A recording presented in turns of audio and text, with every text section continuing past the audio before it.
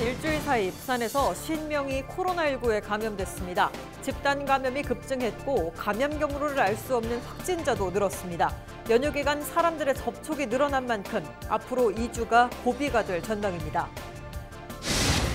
부산시는 사회적 거리두기 2단계를 오는 11일까지 유지하고 고강도 방역과 통제를 이어갈 계획입니다. 유흥시설 등 고위험 시설의 집합금지 조치도 연장됐고 일반 음식점도 방역수칙 준수가 강화됩니다. 해운대 청사포 앞바다 해상풍력 개발 사업이 8년째 추진 중입니다. 사업자는 내년 6월 착공을 계획하고 있는데 주민들은 깜깜이 추진이라며 반발하고 있습니다. 현장을 취재했습니다. 부산의 아파트 매매 가격이 해운대와 수영, 동래를 중심으로 상승세를 이어가고 있습니다. 하지만 일부 지역은 큰 폭으로 가격이 떨어져 전반적으로 양극화가 심해지고 있습니다. 시청자 여러분 안녕하십니까? 헬로티비 뉴스 부산입니다. 5일 기준으로 부산에서는 최근 일주일 사이 50명의 확진자가 발생했습니다. 집단 감염이 급증했고 감염 경로를 알 수 없는 확진자가 늘었는데 연휴 기간 사람들 간 접촉이 늘면서 조용한 전파가 계속되는 건 아닌지 걱정입니다. 안수민 기자가 보도합니다. 5일 오후 5시 기준 신규 확진자는 3명입니다. 북구 목욕탕 관련 확진자가 또 1명 늘었고 감염원을 모르는 확진자도 1명 추가됐습니다. 나머지 1명은 4일 확진된 감염원 불명 환자의 직장 동료입니다. 추가 확진자가 나옴에 따라서 다시 접촉자 조사 중에 있고 저희가 그 직장의 특성상 추가 확진자가 발생할 가능성은 충분히 있다고 생각합니다. 16일까지 코호트 격리에 들어간 종합병원에서는 추가 확진자가 나오지 않았습니다. 최근 일주일간 부산에서 발생한 코로나19 확진자는 모두 50명. 목욕탕과 지역 의원 등 특정 장소에서의 집단 감염이 확산세를 키웠습니다. 하지만 더 큰 문제는 감염원을 알 수 없는 사례가 전체의 10%에 달한다는 것입니다. 감염원이 불명한 경우에는 이분들이 증상 발현부터 진단까지 시간이 상당히 많이 걸리는 경우가 있습니다. 그러다 보니까 동선도 길어지고 접촉자도 굉장히 많아지면서 역학조사의 어려움들이 있습니다. 지역 내 전파가 끊이지 않고 이어지는 데 더해 추석 연휴 기간 사람들 간의 접촉도 늘어난 상황. 방역당국은 바이러스 잠복기인 향후 2주가 코로나 확산의 고비라 보고 감염 발생 상황을 예의주시하고 있습니다. 헬로티비 뉴스 안수민입니다. 부산시는 9월부터 한 달 동안 북구 지역에서만 22명이 코로나19에 감염됐다고 밝혔습니다. 주요 감염 경로는 목욕탕과 식당 등 특정 장소에서의 집단 감염입니다. 시는 북구 만덕동이 오래된 동네라서 주민들의 친밀감이 높고 사회적 거리두기에 취약한 특성이 있다며 감염 확산 이유를 분석했습니다. 부산시는 북구 만덕동 일원의 소공원 18개를 모두 폐쇄하고 음식점에 집합 제한 명령을 내리는 등 핀셋 방역 조치를 실시했습니다. 방역 조치가 동단위로 취해진 것은 전국에서 첫 사례입니다. 부산시는 코로나19 방역 조치 강화와 관련해 추석 연휴 코로나19 위험도 증가에 따른 불가피한 조치라며 오는 11일까지 강도 높은 통제를 이어가겠다고 밝혔습니다. 변성환 부산시장 권한대행은 5일 부산시 주간 정책회의를 통해 이번 주 대량으로 검사가 진행되면 확진자가 크게 늘어날 수 있다며 방역 조치를 강력하게 진행할 것이라고 강조했습니다. 부산시는 오는 11일까지 사회적 거리두기 2단계를 유지하고 유흥시설과 직접 판매 홍보관 등 고위험 시설의 집합금지 조치를 연장하기로 했습니다.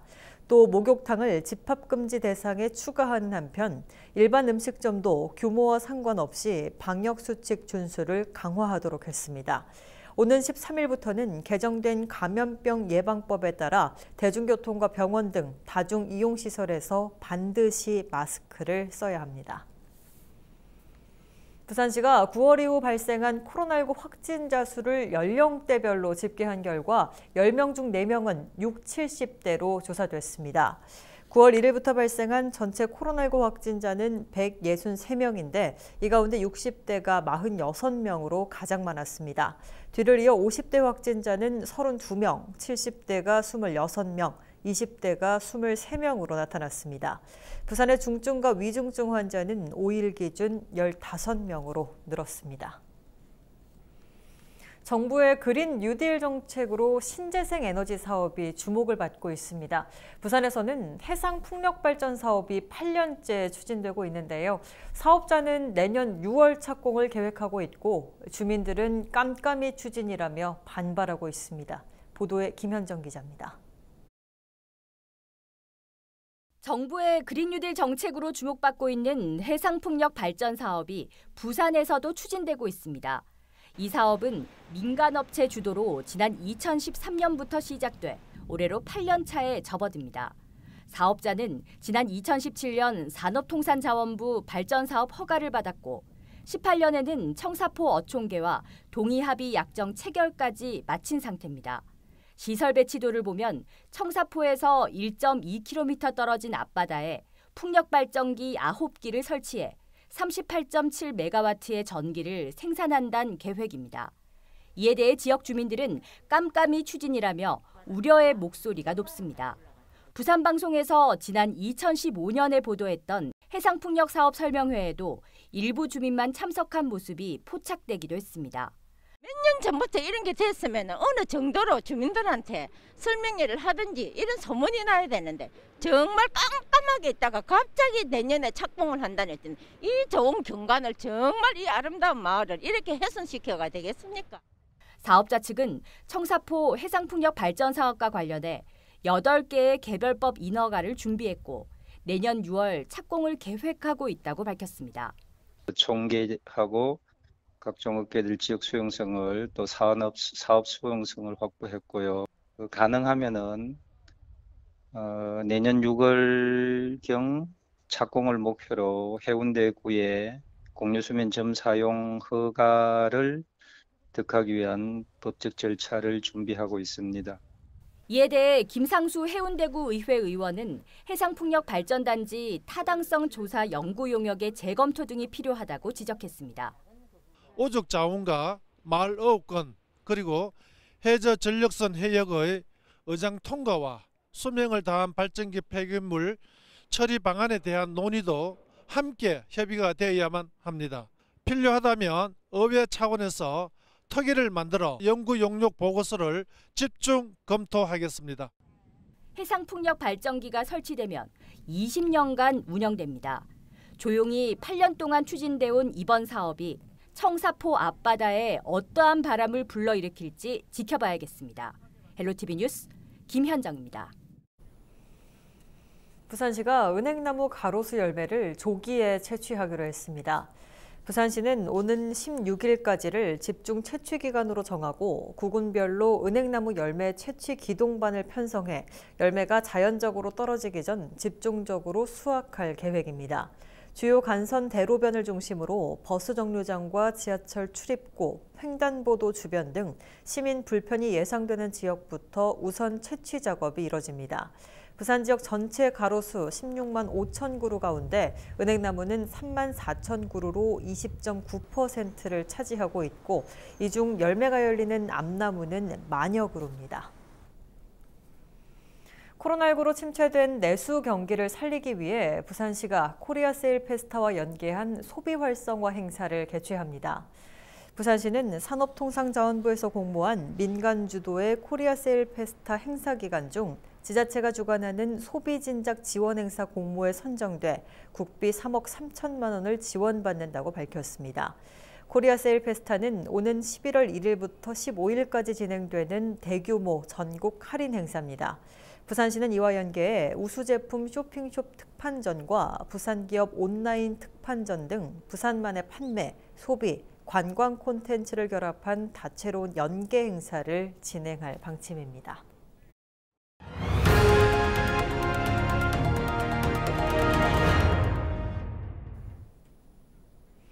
부산 지역 아파트 매매 가격이 특정 지역을 중심으로 상승세가 이어지고 있습니다. 하지만 일부 지역에선 큰 폭으로 가격이 하락하는 등 전반적으로 양극화가 심화되는 모습인데요. 이런 상황에서 전세 가격도 가파르게 오르고 있습니다. 차선영 기자가 취재했습니다.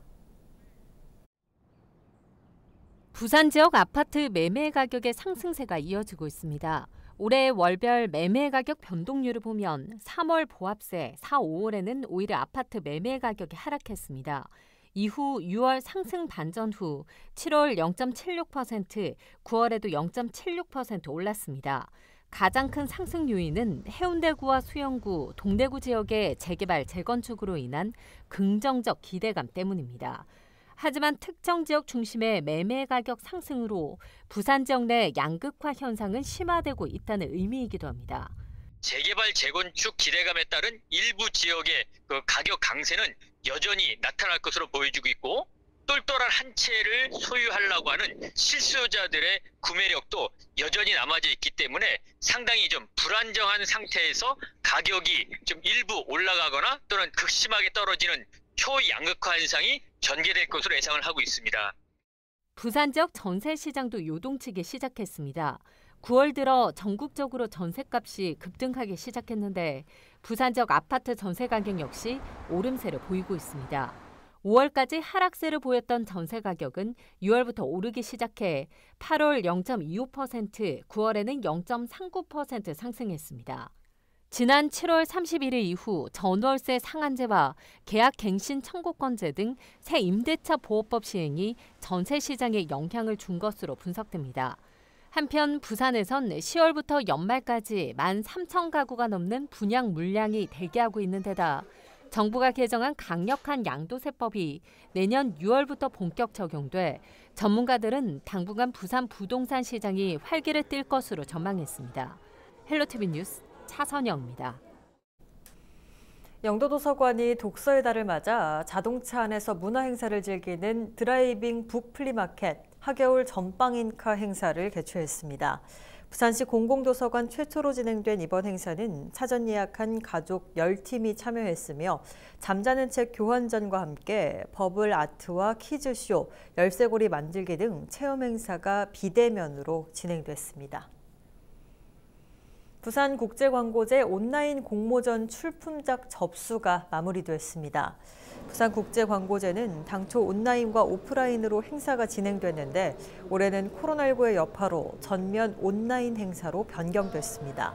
공모전은 2개 분야로 진행됐으며 대학생 대상 영스타즈 분야에서는 18개국 495명이, 광고회사에 재직 중인 주니어 광고인들을 대상으로 한 뉴스타즈 분야에는 26개국 378명이 참여했습니다.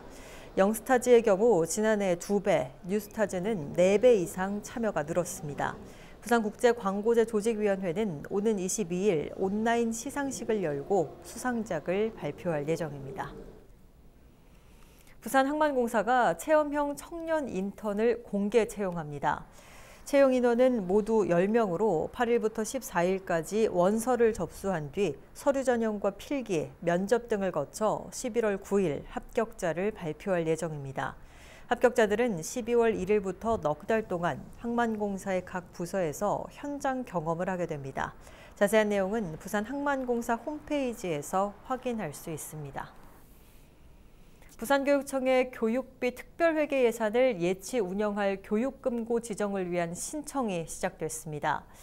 이번 새로운 금고 지정은 지난 2017년 1월부터 교육금고를 운영해온 부산은행의 금고 약정 기간이 2020년 12월 31일로 종료되는 데 따른 것입니다.